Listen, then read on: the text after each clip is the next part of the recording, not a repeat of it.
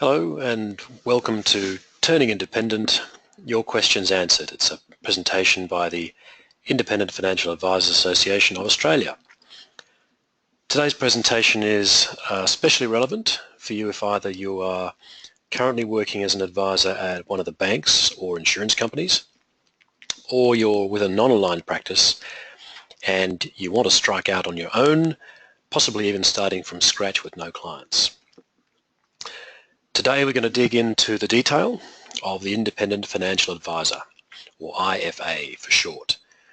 And we're going to address questions like, what services will I provide as an IFA now that I'm not locked into a service model that was pushed on me? Can I really make enough money as an IFA? How do I price that service? And how do I explain the value of what I will do in a compelling way so that people will want to pay me?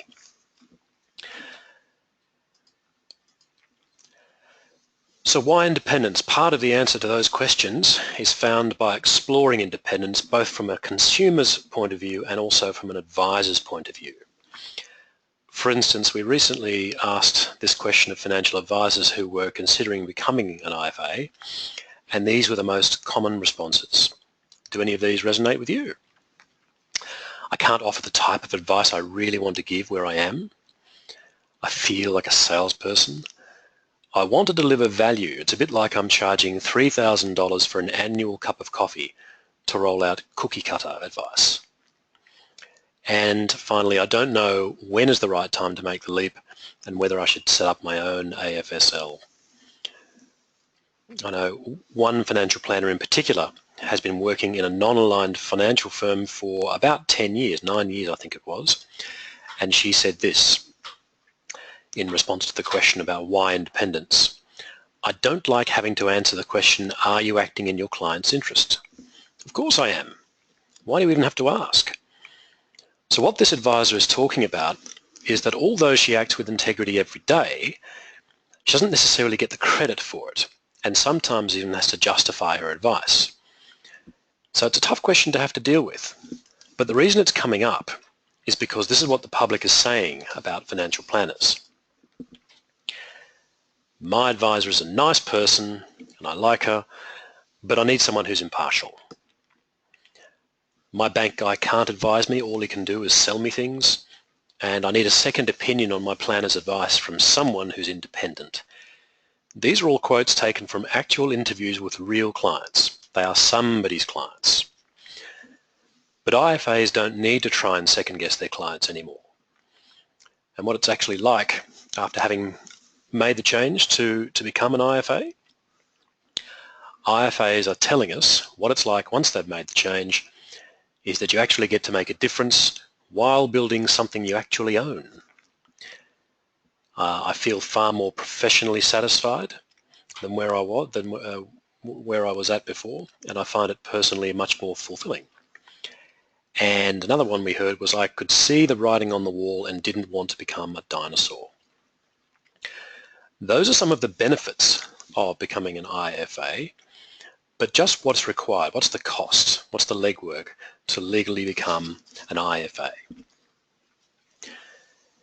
It means satisfying the independence law, which is section 923A of Corporations Act.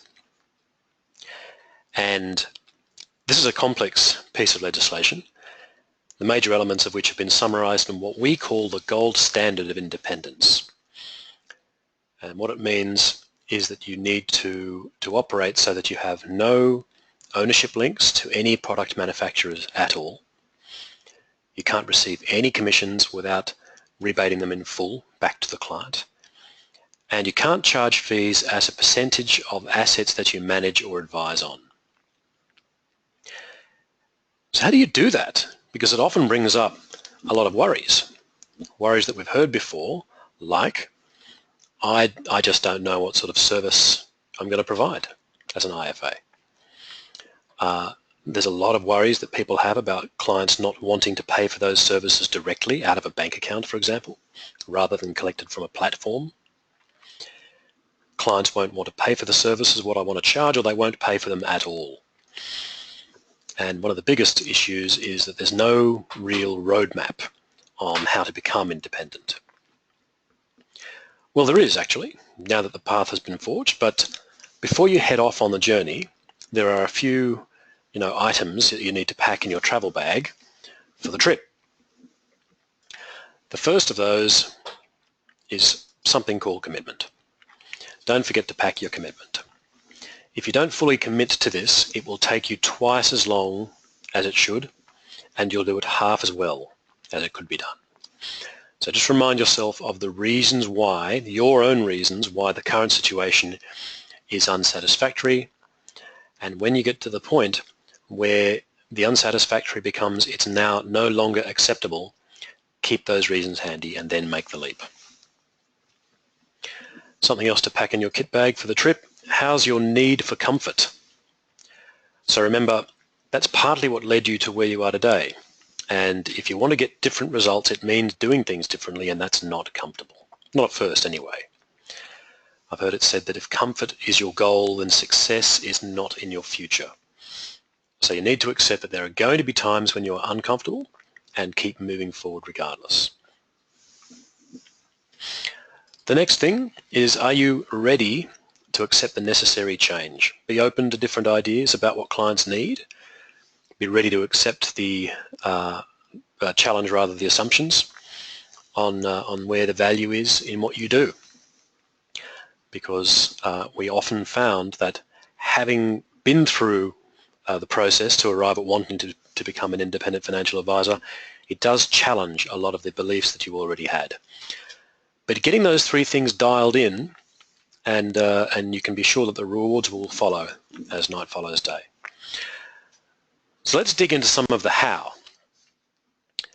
Because the first choice that you need to deal with here is looking at your IFAA DNA. As an IFA, you've got complete freedom to choose what you do, how you do it, what you charge, and the sort of value that you intend to deliver. And these choices will determine how your practice is going to develop over time. So just like a chromosome in your physical DNA is a choice between two options, so too with the chromosomes that make up your IFA DNA. Now, a combination of smart decisions about your IFA DNA, so your chromosome decisions, if you like, that'll result in a business, a practice that has a very high pedigree in its genetics. A combination made up of a series of poor choices, those chromosomes will result in a business that was genetically doomed from the start. And something else to bear in mind is that two practices that are otherwise identical in their DNA, their IFA DNA, except for one significant chromosome, can result in very, very different practices. So we're going to explore 10 key chromosomes that make up your IFA DNA. The first chromosome is a choice about the role you want to play in your client's life. Do you want to fulfill the role of technician, or do you want to occupy the role of sage? And now this decision is going to shape a great deal about your service, who it will appeal to, and what revenue you earn. Do you want to be revered as a technical expert with deep knowledge in a narrow field? Or do you want to be admired as a trustworthy, experienced and knowledgeable sage who might have very impressive people skills or communication skills? Which one's more important to you? The next decision, next chromosome on the DNA strand, is about positioning of the service that you're going to offer. And here's a choice between the bespoke or the low end. Do you want to earn a premium for highly valuable service to a small number of clients with whom you've got a deep relationship? Or do you want to roll out a low-fee, commodity type of service to lots of people who you don't have that type of relationship with? So both are possible, and your choice will determine the particular market your service is going to appeal to and the size your operation might need to be, for example.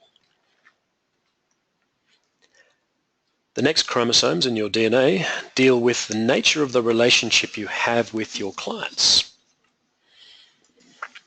Do you want a relationship to be a transactional one or an ongoing one? A transactional style of relationship can work. It's very much the way lawyers and doctors have been practicing for centuries. And in this context, it would be advice that you're rolling out as a one-off transaction or possibly a series of transactions. The alternative is having an enduring relationship for an ongoing period of time. And traditionally, this has been the method of operations for a typical professional consultant in a wide range of fields. Both can work in the context of an IFA, and your decision will impact both how you charge and the sort of infrastructure and processes you're going to need in your practice. Next, is your offering going to be a comprehensive one, or will it be limited to one particular area? So do you want to deliver holistic, comprehensive financial services that considers the client's entire financial life and maybe even more? Or do you want to limit your work to one area, like wealth management or insurance or SMSF, for example? Limiting your scope to one subject matter of someone's financial life doesn't necessarily mean you can't charge much. A heart surgeon, for instance, fits that category. Having a comprehensive offering does tend to mean that you're not going to be able to do that at a very light level fee-wise. Now, this is also related to the next decision that you need to make, and that is how you approach client problems. Will you be coming at your client's problem as the fix-it guy or gal? Or will you be looking at their problems and looking through those superficial issues to help them actually achieve their underlying objectives? So fix-it advice might sound like this. You can reduce your tax, save interest on your home loan, take less risk in your portfolio without compromising the results. Those are some examples of fix-it type advice, whereas objectives-based advice is to start with the end in mind and work backwards to what the client needs to do today and tomorrow to give themselves the highest probability of achieving those goals. So your choice here will need to be compatible with the choice about the nature of the relationship you want, for example, as well as the next chromosome, which is, do you simply tell them that it's possible, or do you make it happen for them? So making it available versus making it happen.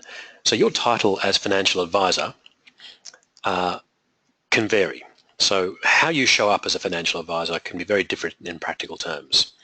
So in this picture, for example, you can tell someone to go get a hot dog.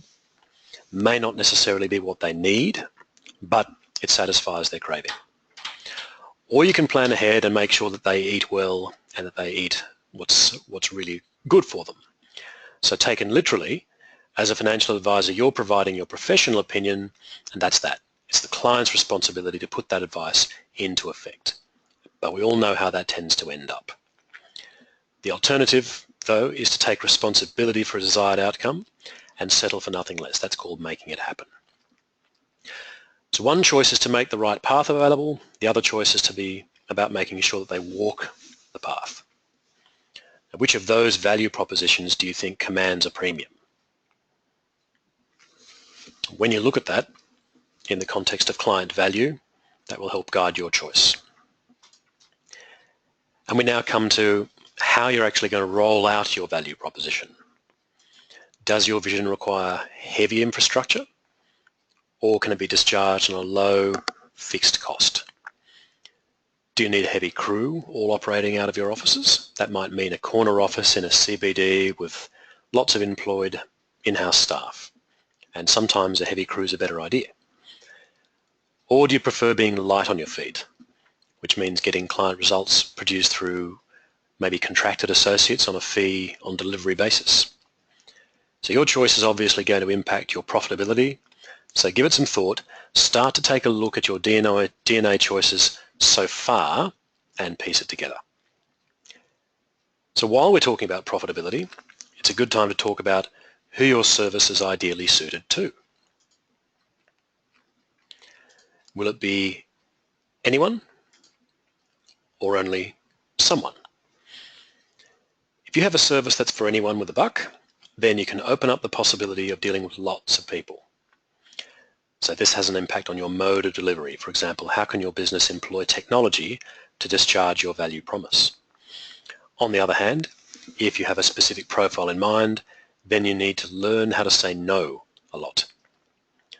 Because having a clear client profile means there will be some people who just don't get your value proposition. They see no value in what you do, regardless of whether or not they've got the money to pay for it. Those are not clients. They don't fit your profile. There will be lots of people who do get it, but can't afford it. They want to hire you, but don't have the money. These are not clients. And there is a small subset of people who do get it, and they also have the money. They value what you do in a high way, and they can afford it. These clients are definitely clients, and it's your job, if you do have a clear profile, to only work with those folks. But the question remains in both cases, how do you charge for what you do? There's a myth that to be an IFA, you need to charge by the hour, which isn't true, but it's an option. So the option to charge hourly is pretty simple. You clock your time and you invoice. It's transparent, it's easy to measure. The trouble is the client doesn't care how hard you work or how long it takes. You may need to write off more than you charge in our experience, and to compensate you tend to inflate your hourly rate. The next is the fixed rate, a defined cost for a defined outcome. You need to know what it is that you do and what it will cost and what sort of client will fit and who it won't. Sometimes you're in front and sometimes you're behind, but the time you don't spend monitoring your time is time invested in actually getting the job done.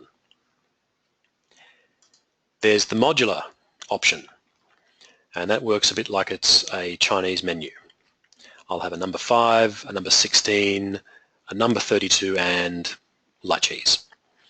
So the client tries to choose the most dishes for the lowest possible cost. That's the tension, because you try to choose the least number of dishes for the highest possible cost. That's the temptation. What gets lost, or can get lost, is how many dishes they actually need to get the job done. So a modular arrangement does run the risk of the client directing the service, which can have a benefit. That can be something that you want to do depending on how you're showing up. Do you wish to be a sage? Do you wish to be a technician? There's compatible chromosomes here. The next option is the tiered option. So this fee has different levels, and the fee increases based on some metric. So amount of work required or expertise required, the complexity or the skill to do the job. It could be anything. So where this works well and when it doesn't, it can often feel like the client could be a bit of a sausage in a machine if that's not well done. But when it works well. So whatever your choice, just remember that the client's not really interested in how hard you work. Value is driven by the results they see and the feelings that they experience. And this is the last point about that slide.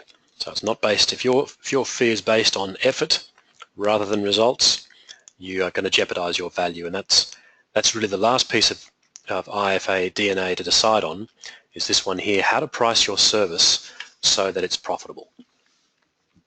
There are a couple of different methods to arrive at the cost and value. So pricing based on cost is pretty straightforward. For example, you might need $100 for every hour that you work. So it costs you 10 hours to do a certain piece of work, then you should charge, say, $1,200. You need to build in a cushion into any number that you do come up with that allows for overruns or the drift in the actual scope of the advice. Like, it's a very, very easy job to do. Architects experience that quite a lot. Any unforeseen costs that pop up and write-offs that you might need to do. So while this method is pretty simple, its real peril is that it doesn't really address the value to the client. For instance, a few years ago, a survey revealed that financial planners wanted to charge, on average, about $3,000 to deliver a financial plan. The public was surveyed too to ask what they would pay for a financial plan, and the answer was $600. So to identify the value that your client will get is the second method, and to achieve that, you first have to wear your client's shoes. It's an exercise where you need to sit down and start to ask yourself, your client or range of clients, what would their age be? What would their marital status be? How well educated are they? What sort of occupations might they be in? What sort of incomes might they earn? What's their balance sheet going to look like? How old are their kids? How old are their parents? What do they like to do with their time? What do they like to spend their money on? What hobbies and interests do they have? In short, what would they rather be doing than dealing with this money stuff? So look at their problems. Now that you're in that position, what sort of problems would they have? What sort of risks are they exposed to, both now and extrapolated into the future? And firstly, ask yourself the question, what's it worth to them to be made aware of these issues by someone who's independent? And therefore, you can use the word synonymous with trust. Are they alone? Might they believe that they have to solve this problem themselves? Why? And what is the cost to solve the problem themselves? How good a job are they likely to do? Add that to the problems and the costs of solving the problem. What's their time worth to them? How much stress and anxiety or irritation is having to do this going to cause? Now ask yourself, what are their other options? Who else is offering this? What do they charge? What's their process? And what are the advantages and disadvantages of that option? Now this will help you arrive at a value. The task is to be fully compensated for the uncommon value that you provide as an independent. So we recommend you run both those methods to arrive at what you're going to charge. Whatever you do, ensure that you get paid first. We recommend you commit to having no debtors in, a no debtor department. Get paid before you get started. So by now it's a pretty good bet that you're thinking about your options. Just how are you going to make this happen? Where to from here? So there are three roads that you can head down now that you've been able to consider your IFAAA DNA. And your first option is to approach your current licensee and ask them whether they're prepared to turn independent. And in our experience, while that's certainly possible, it's not very likely, hence the option's name. Your next option is to set up an AFSL yourself. We call this option getting into the compliance game. And we recommend that you get in touch with the ASIC before you embark on that process, because there are reports that the process is becoming more onerous, and that's likely to reduce the number of AFSLs that the ASIC has to deal with. But the reality is that AFSLs don't exist to be great financial planning practices in our view. In our opinion, AFSLs exist to support advisors to build great financial planning practices. So whereas once upon a time, this option of setting up your own AFSL used to be the way that you would control your destiny, really to a certain extent you're already doing that now by choosing to be an IFA. And these days you can now structure yourself as a body corporate financial advisor, and so that enables you to still be a master of your own destiny financial advisor and build a great business without having to run an AFSL as well. So the third option therefore would be to join an AFSL who's already committed to independence. So we say committed because you want to work with an AFSL who really wouldn't dream of operating any other way. So if the AFSL is just experimenting, if they haven't got a strong track record and a pathway for you to learn from and to practice, then this will create more disruptions than you need on your journey. You're better off partnering someone who gets it, has the experience, and can really help coach and support you on your way. Speaking of that, remember those Choose Your Own Adventure books? So the idea is that you're presented with an opening scenario and you're offered a series of choices.